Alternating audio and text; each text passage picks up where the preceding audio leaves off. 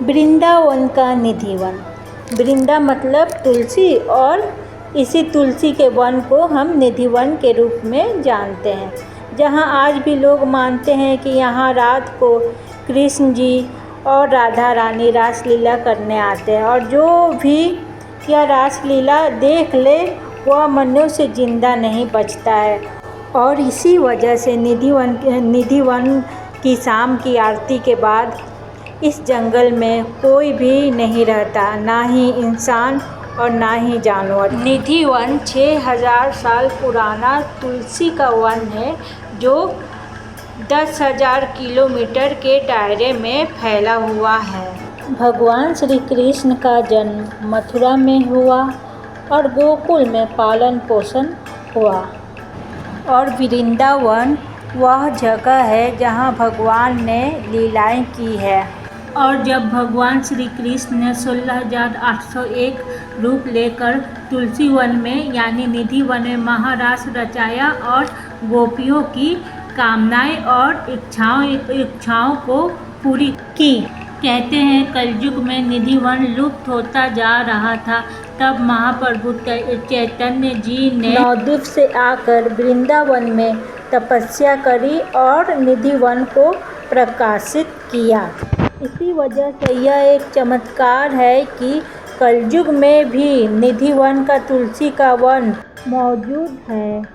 तानसेन के गुरु स्वामी हरिदास जी ने वृंदावन में आकर 12.5 साल तपस्या करी, और उनकी तपस्या के बाद उन्हें भगवान श्री कृष्ण के दर्शन प्राप्त हुए, और इसी वजह से निधि वन में 2 मूर्तियां प्रकट हुई, जिसकी वजह से आज वृंदावन का नाम रखा गया है। जिसमें पहली मूर्ति थी वृंदावन बिहारी और दूसरी मूर्ति बाके बिहारी।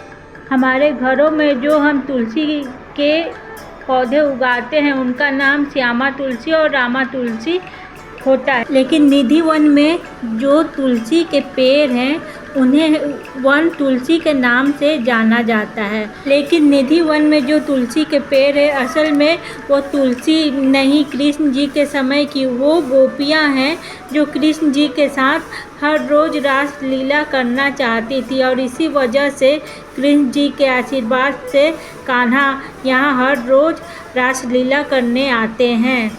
निधि वन के तुलसी के पेड़ जब आप ऊपर से देखोगे तो यह आपको हरी भरी नज़र आएगी, लेकिन नीचे से देखने पर आपको पता चलेगा कि यह पेड़ बहुत ही सूखे और मुरझाए हुए हैं। यह माना जाता है कि यह चमत्कार असल में ये पेड़ के नीचे से झुक के धरती को छू रहे हैं, जो कि यह दर्शाता है कि यह पेड़ आज भी झुककर कृष्ण जी को नमन कर रहे हैं। माना जाता है कि एक बार राधा जी के सखियों को प्यास लगी तो वे यमुना नदी पानी पीने चल दी।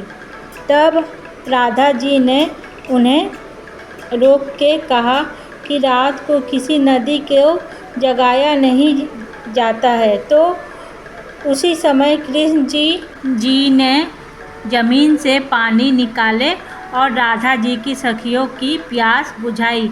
आज हम इसे निधि वन में ललिता कुंड के नाम से जानते हैं। निधि वन में आज भी श्रृंगार महल है, जहां पुजारी हर रोज़ श्रृंगार के सामान सजाकर रख देते हैं, और अगले दिन सुबह जब वह लौटते हैं तो उन्हें वह सारा श्रृंगार का सामान इस्तेमाल किया हुआ मिलता है। यह चमत्कार निधि वन में आज भी होता है, और प्रतिदिन यह चमत्कार होता है, और बहुत सारे भक्त इसी चमत्कार को देखने के लिए हर रोज़ निधि वन आते हैं। माना जाता है कि कृष्ण जी हमेशा माखन चुराकर खाया करते थे। इसी वजह से एक दिन राधा रानी जी उनसे नाराज़ हो गई। उन्होंने कृष्ण जी को सबक सिखाने के लिए उनकी बांसुरी चुरा ली। इस वजह से निधि वन में बांसुरी चोर का यह मंदिर स्थापित हुआ, जिसमें आप राधा रानी जी को कृष्ण जी की तरह बांसुरी बजाते हुए देख सकते हैं। निधि वन में जब साफ सफाई होती है तो तुलसी के पत्ते और शाखाओं को सफाई कर्मचारी एक जगह रख देते हैं, और यहाँ के पुजारी वह सारी शाखाएं एवं पत्ते बलराम जी के मंदिर में चढ़ा देते हैं, और जो कि भक्तजनों को प्रसाद के रूप में दिया जाता है। तो आपको हमारा यह वीडियो कैसा लगा कमेंट कर ज़रूर बताएं, और क्या आप कभी निधि वन गए हैं तो वो भी ज़रूर बताएं। राधे राधे।